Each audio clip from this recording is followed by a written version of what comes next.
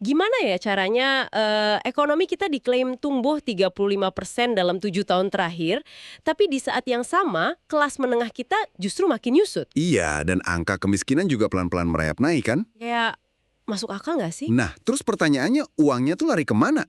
Makanya di bedah dokumen hari ini kita nggak bakal cuma ngeliatin deretan angka raksasa di atas kertas. Betul banget, kita bakal bongkar habis-habisan. Tepat, kita akan membedah secara mendalam transkrip lengkap pidato Presiden di Rapat Paripurna DPR, ini tentang kerangka ekonomi makro dan pokok-pokok kebijakan fiskal atau KMPPKF untuk tahun 2027. Yang mana kalau dipikir-pikir dokumen kayak gini kan biasanya kaku ya. Isinya ya standar lah, proyeksi anggaran, inflasi, defisit. Harusnya sih gitu, tapi anehnya di sela-sela bahasan angka makro yang berat itu, kita justru nemuin pembahasan soal satelit pelacak kebun sawit. Wah, iya, dan ada radar pencari bunker harta karun bawah tanah juga. Sampai ada kelakar soal esteller segala. Sesuatu yang sangat nggak lazim kan buat sebuah pidato fiskal kenegaraan, dan paradoks yang Anda sebutin di awal tadi. Yang soal pertumbuhan tinggi tapi kelas menengah makin tipis itu. Iya, itu adalah kunci pembukaannya.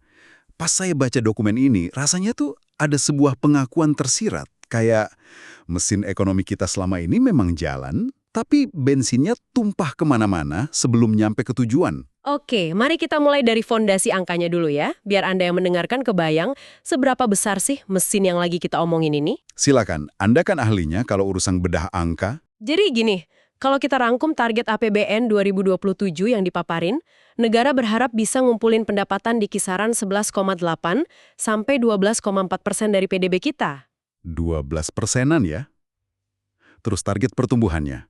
Dengan modal itu, pemerintah memproyeksikan pertumbuhan ekonomi sekitar 6%. Ini sebagai pijakan buat lompat ke target 8% di tahun 2029. Oke, dan indikator sosialnya? Angka pengangguran, rasio Gini, kemiskinan, semuanya diproyeksikan turun. Di permukaan, dokumen ini kelihatan kayak dokumen optimisme makro pada umumnya. Tapi, sayangnya, optimisme makro itu seringkali mengaburkan realita pahit di lapangan kan? Nah, itu dia poinnya. Coba deh kita bedah angka rasio pendapatan negara yang maksimal 12,4% tadi. Bagi Anda yang lagi dengerin, 12% dari PDB itu mungkin kedengaran wajar-wajar ada. Lumayan besar lah ya hitungannya. Iya, tapi dokumen ini sendiri ngebandingin posisi kita sama negara lain. Dan hasilnya cukup memprihatinkan loh. Jauh tertinggal ya kita. Jauh banget. Meksiko itu bisa ngumpulin pendapatan sampai 25% dari PDB-nya. Filipina di angka 21%. Bahkan Kamboja aja belasan persen kan? Betul, Kamboja di 15%. Lah kita, negara raksasa, anggota G20, tapi rasio pengumpulan kekayaannya paling rendah. Artinya negara ini sebenarnya kekurangan uang tunai kan? Buat bangun infrastruktur atau sekedar perbaiki fasilitas publik yang rusak. Persis. Dan yang menarik, dokumen ini sama sekali nggak nutup-nutupin fakta itu. Ada satu kutipan dari Presiden yang jujur aja cukup langkah didengar di forum resmi. Beliau bilang, nyadarin fakta-fakta ketimpangan ini rasanya kayak dipukul di ulu hati. Dipukul di ulu hati. Itu metafora yang kuat banget. Kuat dan jujur. Karena selama 7 tahun kebelakang, ekonomi kita konsisten tumbuh sekitar 5% per tahun. Kalau dikumulatifkan, itu pertumbuhannya 35%. Matematika dasarnya kan sederhana ya. Negara makin kaya, 35%. Tapi pertanyaannya, kenapa kue yang nyampe ke piring masyarakat nggak ikut membesar? Karena pertumbuhan di atas kertas itu nggak selalu nyerminin distribusi kekayaan yang merata. Kini, pas Anda dengar ekonomi tumbuh 35%, Anda mungkin berharap daya beli di pasar swalayan ikut naik 35% juga. Atau minimal tabungan kita bisa nambah lebih cepat gitu kan? Nah, tapi kalau Anda ngelihat sekeliling, terus nyadar cicilan rumah makin mencekik, biaya pendidikan makin gak masuk akal, dan gaji rasanya jalan di tempat, Berarti ada yang salah, ada ketidaksesuaian yang fatal di sistemnya. betul banget. Artinya, ada porsi raksasa dari kue ekonomi itu yang dipotong sebelum sempat disajikan ke meja makan publik. Oke, kalau uangnya nggak ada di kantong rakyat dan nggak masuk juga ke kas negara, ingat rasio 12% tadi, pertanyaan logisnya, kemana perginya triliunan rupiah ini? Nah, ini dia diagnosis penyakit utamanya. Dokumen ini ngasih jawabannya, dan gila sih, ini melibatkan data dari PBB. Berdasarkan catatan, Indonesia itu sebenarnya nyaris nggak pernah rugi dalam urusan perdagangan luar negeri. Ekspor kita kan emang selalu lebih gede dari impor kan? Selalu. Secara logika dagang, kita harusnya surplus besar, makmurlah. Tapi data PBB ngungkapin kalau ada kekayaan atau modal yang terbang keluar dari republik ini sebesar, coba tebak, 343 miliar dolar. Wah, 343 miliar dolar, itu uang yang nggak kebayang banyaknya. Bukan main banyaknya. Dan dokumen ini bahkan ngestimasi potensi kebocoran yang lagi terjadi sekarang ini nyampe 150 miliar dolar per tahun. 150 miliar setahun. Tunggu, kalau dirupiahin itu berarti sekitar 2.000 triliun rupiah. gila, 2.000 triliun menguap tiap tahun. Lewat mana aja tuh bocornya? Pidato ini spesifik banget nunjuk praktik yang namanya under-invoicing sama transfer pricing. Oke, bahasa teknis nih. Mari kita terjemahin ke bahasa sehari-hari biar Anda yang mendengarkan gampang pahamnya. Boleh, gimana tuh analoginya? Bayangin Anda punya bisnis jualan gorengan. Anda bayar orang buat jaga gerobaknya. Hari itu, dia berhasil jual 100 gorengan seharga Rp1.000 per buah. Harusnya ada 100.000 dong yang masuk ke kas saya. Nah, harusnya gitu. Tapi penjaga gerobak ini pinter. Dia diam-diam bikin 2 bon. Di bon resmi yang diserahin ke Anda, dia tulis laku cuma 50 biji. Terus sisanya? Uangnya masuk ke kantong pribadinya yang rahasia. Nah, dalam skala global, penjaga gerobak ini ya perusahaan eksportir nakal itu. Dan kantong rahasianya itu perusahaan cangkang ya? Betul, perusahaan afiliasi mereka yang sengaja didiriin di negara surga pajak alias tax haven. Oh, paham. Jadi kalau ditarik ke skala makro, secara teknis ada perusahaan tambang di sini ngekspor 10.000 ton batu bara murni. Tapi di dokumen Bea Cukai dilaporinnya cuma 5.000 ton. Atau kualitasnya dicatat lebih rendah dari aslinya kan? Persis. Atau modus yang lebih canggih, mereka jual batu bara itu ke perusahaan kertas milik mereka sendiri di luar negeri. Dan harganya dibikin murah banget. Katakanlah separuh harga dari harga pasar global gitu ya? Loh? Pinter banget ngakalinya. Terus perusahaan cangkang itu baru jual ke pembeli asli dengan harga penuh. Dan selisih keuntungan raksasanya nggak pernah tercatat di Indonesia. Tepat. Di situ letak kebocorannya. Dan jujur aja, ini ngejawab rasa frustrasi yang sering kita rasain sehari-hari. Frustrasi yang mana nih maksudnya? Ya ini alasan fundamentalnya kenapa pemerintah sering banget bilang kesulitan naikin gaji guru honorer. Atau kenapa insentif buat polisi, perawat, hakim di daerah tuh kecil banget. Selalu alasannya mentok di dana ya? Iya, tiap kali ada rakyat nuntut perbaikan jalan rusak atau minta subsidi kesehatan, birokrat selalu jawab. Anggaran kita terbatas. Tentu aja terbatas loh. Uang 2.000 triliun rupiah ngalir keluar dari pipa ekonomi kita sebelum nyampe ke waduk anggaran negara. Nyesek juga ya kalau dipikir-pikir. Nah, karena pemerintah tahu mekanisme kebocoran ini masif banget, di dokumen ini mereka ngajuin sebuah obat keras. Obat keras gimana tuh? Sebuah langkah radikal. Ada peraturan pemerintah baru yang mewajibkan semua komoditas alam strategis kayak sawit, batu bara, ferroalloy, wajib dijual ke pasar global melalui BUMN. Tunggu dulu. Pas saya baca bagian itu, alarm di kepala saya langsung bunyi nyaeng banget. Wah, kenapa tuh? Memaksa semua perusahaan swasta nyerahin ekspornya ke satu badan milik negara, ini bukannya kayak muter balik jarum jam ke era ekonomi komando ya? Kedengarannya mirip sistem sosialis kaku gitu ya? Iya, kayak negara memonopoli rantai pasok, terus matiin ruang gerak pengusaha swasta.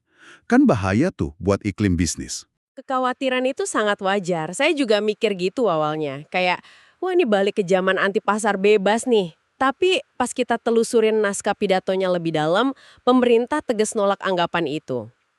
Oh iya?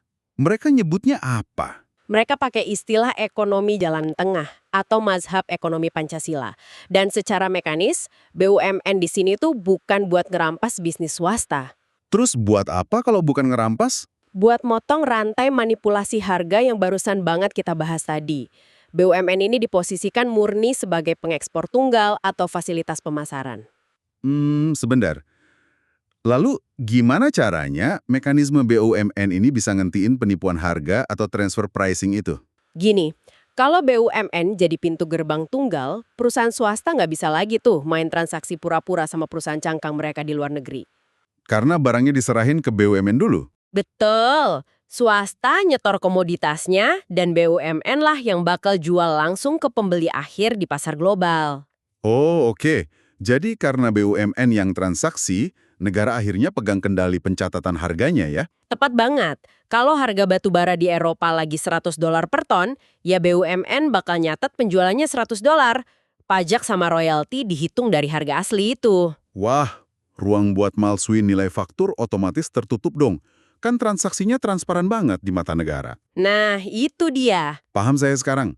Jadi ini bukan soal ambil alih kepemilikan tambang atau pabriknya, Bukan? tapi ngambil alih kendali pencatatan harganya di pintu keluar pelabuhan. Persis. Dan buat ngegasin kalau mereka nggak anti swasta, pidato ini malah ngeluangin waktu buat muji-muji perusahaan swasta yang inovasinya murni. Yang nggak ngandelin manipulasi pajak ya. Siapa yang dipuji tuh? Presiden ngasih apresiasi tinggi ke Indofood karena Indomie berhasil merajai pasar Eropa.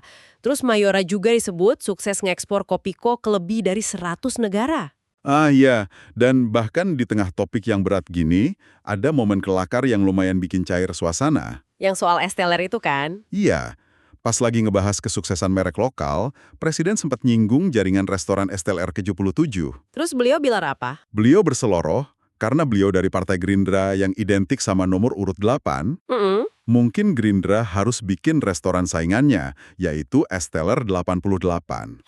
Itu lumayan bikin sisi ruangan ketawa sih. Tapi pesannya dapat kan, pemerintah itu dukung penuh kompetisi swasta selama itu sehat dan kreatif. Betul. Tapi ya, pujian buat swasta tadi itu diiringi sama tamparan yang lumayan keras buat sektor perbankan kita. Khususnya Bank Himbara, bank-bank milik pemerintah itu loh. Wah, ini masalah yang sering banget luput dari perhatian publik. Pidato ini nyindir kelakuan bank plat merah ya. Iya, dokumen ini nyorotin ironi yang gila banget. Bank pemerintah ini dengan gampangnya gelontorin kredit triliunan rupiah ke konglomerat atau kelompok orang kaya yang ya itu-itu aja. Sementara kalau pengusaha kecil, petani, atau paman saya yang mau buka warung kecil datang minjem, dipersulitnya minta ampun. Bukan cuma dipersulit syaratnya, tapi suku bunga buat mereka ini jauh lebih tinggi dibandingin korporasi raksasa. Ini jujur aja ngelanggar akal sehat banget sih. Nggak adil ya rasanya. Banget.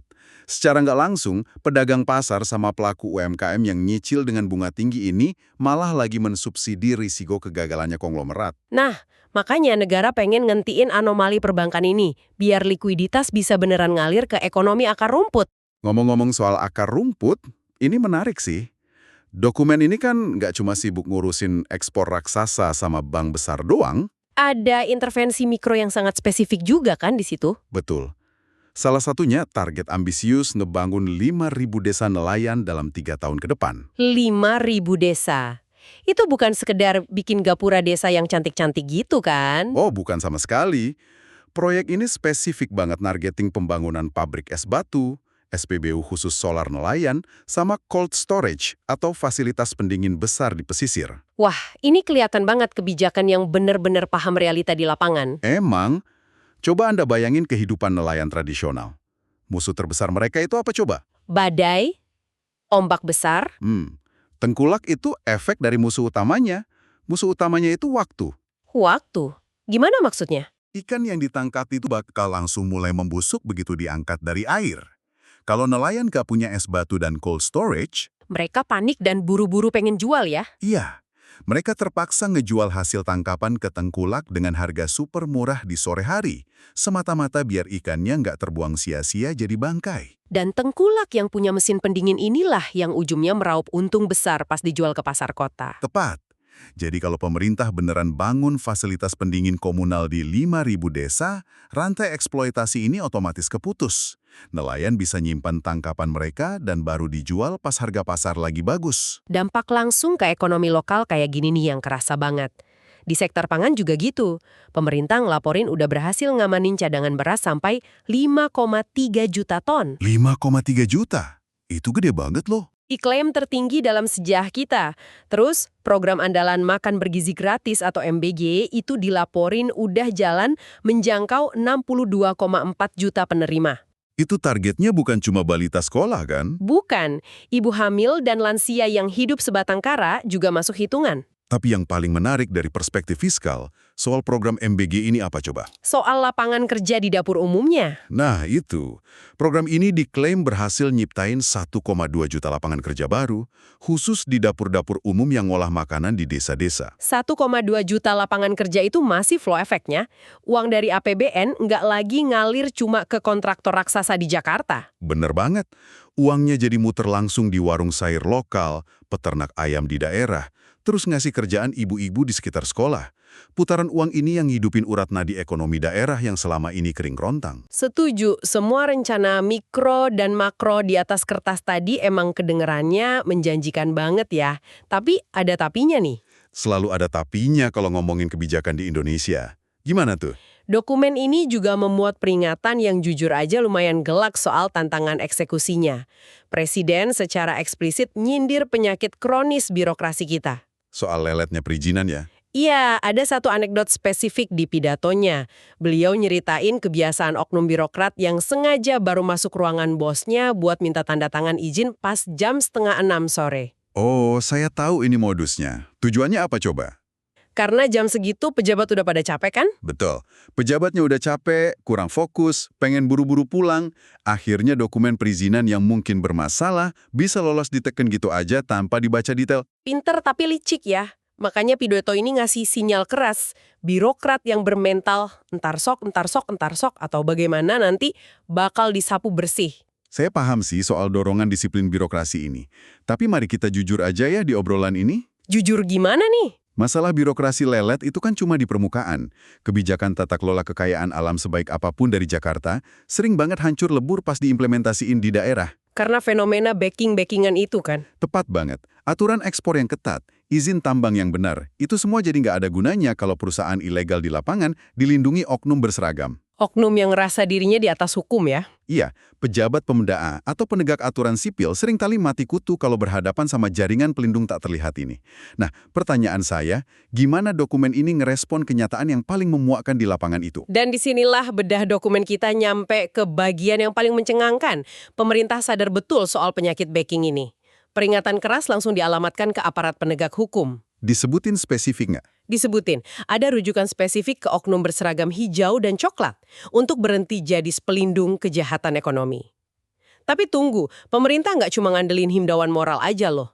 Maksudnya ada aksi nyatanya. Untuk pertama kalinya dalam sejarah dokumen kerangka ekonomi makro kita, ada rencana pelibatan teknologi militer kelas berat buat ngeberantas korupsi dan penipuan pajak. Bentar-bentar, pas saya baca bagian ini, awalnya saya kira ini salah ketik atau kecampur sama draft dari Kementerian Pertahanan loh. Enggak, ini nyata. Ada di Camp PPKF. Pemerintah maparin rencana pengerahan satelit beresolusi sangat tinggi yang bisa motret hamparan kebun dari luar angkasa dengan presisi luar biasa. Seberapa detail tuh presisinya? Bahkan sampai bisa ngitung pohon per pohon. Wah gila.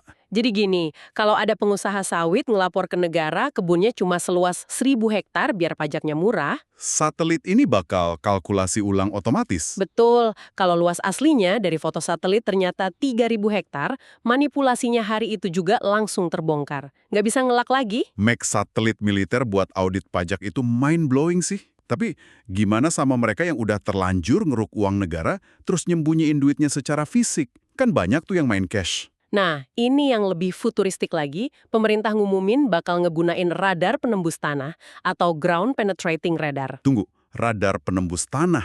Itu kan teknologi yang biasanya dipakai militer buat deteksi ranjau darat atau gudang senjata rahasia. Tepat.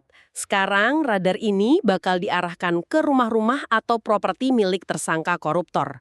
Tujuannya? Buat ngedeteksi keberadaan bunker-bunker rahasia, tempat mereka nimbun uang tunai atau emas batangan. Ngedeteksi bunker koruptor pakai radar militer. Wah, kalau ini benar-benar dieksekusi, ini sih bukan sekedar penegakan hukum biasa ya. Terus apa dong? Ini udah levelnya perang terbuka melawan kartel ekonomi. Dan yang menurut saya paling brilian dari bagian ini adalah instruksi pemerintah ke masyarakat luas. Ah ya, pelibatan publiknya ya? Pidato ini nyadar banget kalau aparat resmi mungkin masih bisa diintervensi atau disuap. Jadi mereka minta ya Anda yang lagi dengerin obrolan ini, masyarakat biasa buat ikut ngawasin. Instruksinya kan praktis banget. Iya, kalau Anda ngelihat ada oknum aparat yang melanggar aturan, jangan dilawan pakai fisik. Cukup keluarin smartphone. Itu kan? Betul. Keluarin HP Anda, videokan, dan laporkan. Ini tuh langkah cerdas buat mendesentralisasi pengawasan. Mengubah jutaan kamera ponsel warga jadi mata dan telinga negara yang pastinya nggak bisa disuap. Sangat gak terduga ya ngelihat dokumen fiskal berubah wujud jadi semacam cetak biru pemberantasan korupsi partisipatif gini. Setuju. Nah, sebelum kita narik kesimpulan akhir, ada satu elemen makro terakhir yang wajib banget kita bedah. Tentang pengelolaan uangnya ya. Iya, buat ngelola kekayaan yang berhasil diselamatin dari kebocoran-kebocoran tadi, pemerintah ngebentuk sebuah Sovereign Wealth Fund atau SWF yang namanya Danantara. Oke, buat Anda yang mungkin belum familiar, Sovereign Wealth Funds itu pada dasarnya ibarat tabungan raksasa milik negara. Bukan tabungan biasa yang didiamin di bank kan? Bukan. Daripada uang nganggur, uang itu dikumpulin ke SWF ini, terus diinvestasikan lagi ke berbagai instrumen di pasar global atau diputar di proyek strategis raksasa yang ngasih untung besar buat negara. Nah, bener banget. Dan antara ini diproyeksikan bakal ngonsolidasikan aset-aset negara sampai akhirnya punya dana kelolaan lebih dari 1.000 miliar dolar Amerika. Wow, 1.000 miliar dolar. Ini adalah instrumen raksasa buat nempatin Indonesia sebagai pemain modal global, bukan sekedar objek penderita lagi. Dan yang patut banget dicatat dari dokumen ini, ada penegasan kalau instrumen ekonomi masif ini bakal dijalanin pakai prinsip keadilan politik. Maksudnya keadilan politik gimana? Presiden janji kalau lelang proyek pemerintah ke depan nggak bakal lagi ngelihat warna partai si pengusahanya.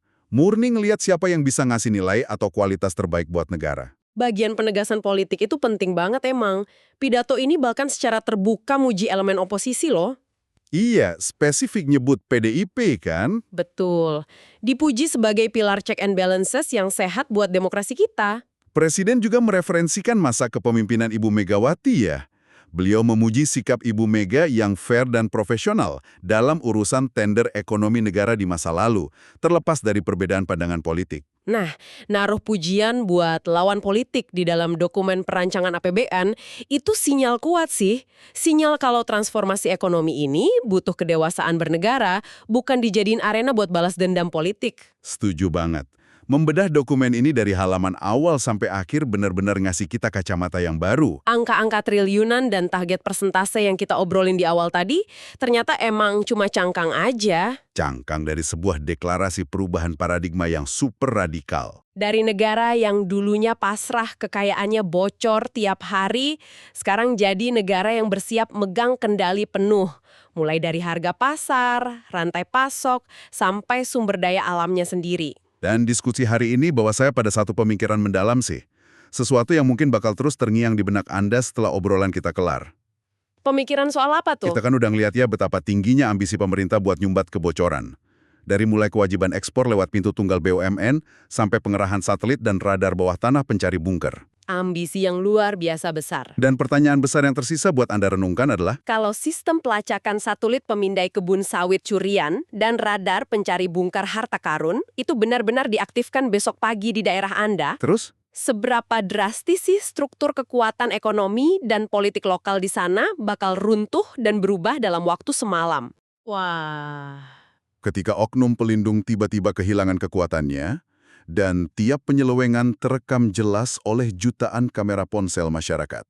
Pertanyaannya, apakah sistem ekonomi kita, bisnis-bisnis lokal di sekitar kita, benar-benar udah siap beroperasi di bawah cahaya transparansi yang setelanjang itu? Sebuah pertanyaan reflektif yang sangat layak Anda bawa ke meja kopi bersama kolega hari ini. Terima kasih udah meluangkan waktu membedah dokumen kebijakan ini bareng kami dan sampai jumpa di obrolan mendalam kita selanjutnya.